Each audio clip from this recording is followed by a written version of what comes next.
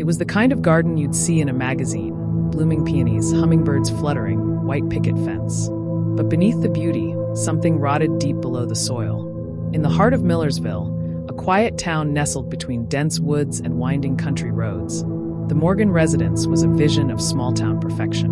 A whitewashed two-story house, a wraparound porch, and a vibrant garden that locals often stopped to admire. Patricia Morgan, a retired florist in her 60s, was known for her hydrangeas, but it wasn't her blooms that would make headlines.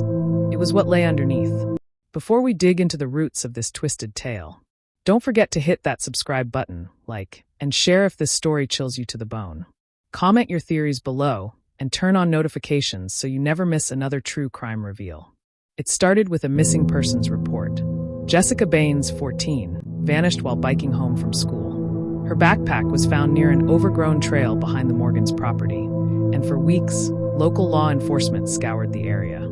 Search parties combed the woods, divers scouted the nearby river, but Jessica had seemingly evaporated. Patricia offered tea and sympathy to the officers when they knocked on her door. "Poor child," she said, brushing dirt from her gloved hands. "I'll be praying." And then she returned to her dahlias. But Jessica wasn't the first. 6 years prior, another teen, Colleen Marks, had disappeared under similar circumstances. 2 years before that, it was a 9-year-old boy named Ryan Wells. Patterns were discussed, but no connection was made, until a curious neighbor, Tom Garrett, noticed something unusual. Patricia's garden never wilted. Even during droughts, even in frost. It remained lush, unnaturally so. One day, Tom's dog broke loose and darted across Patricia's yard.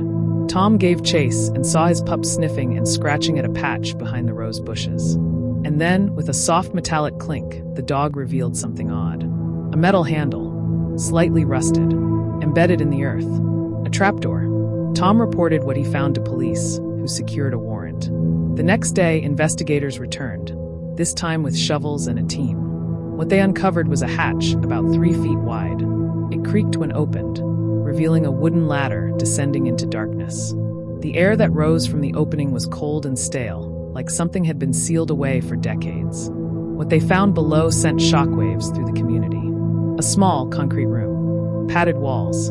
Children's drawings taped to the sides, yellowed with age. A single, rusty bed frame. Chains. And bones. Within hours, the garden became a crime scene. Forensic teams in hazmat suits began cataloging every item. Worn dolls, decaying notebooks, strands of hair embedded in the mattress. Patricia Morgan was taken into custody. But the real horror wasn't just in the room, it was in the stories that emerged. Under interrogation, Patricia denied everything. She blamed her late husband, Charles, who had died 5 years earlier. "He was the one," she sobbed. "He brought them here. I didn't know what he did down there." But her journal said otherwise. Hidden behind a false panel in the attic, police found a box containing diaries dating back 20 years. Patricia wrote about the hush room beneath the garden. She described the children not by name, but by number. Subject number 3 cried too much. I had to up the dosage. #5 asked for her mother today. I lied again. Charles is gone. I'll take over now. I must. The silence is too loud. One entry read, "The garden blooms best when it's fed." And I fed it well. The community of Millersville spiraled into grief and rage.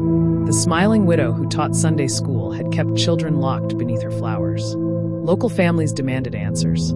DNA tests confirmed the remains of at least 3 missing children. Further excavations unearthed more bones.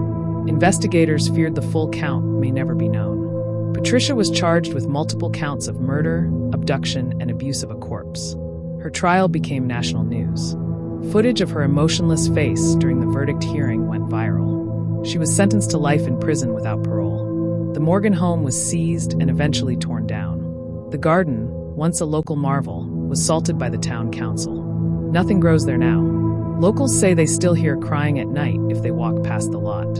A memorial was erected where the hatch once stood, etched with the names of the confirmed victims. But rumors persist. That there were more. That someone else helped her. That another garden waits, quiet, blooming, deadly. What do you think? Was Patricia the only one involved?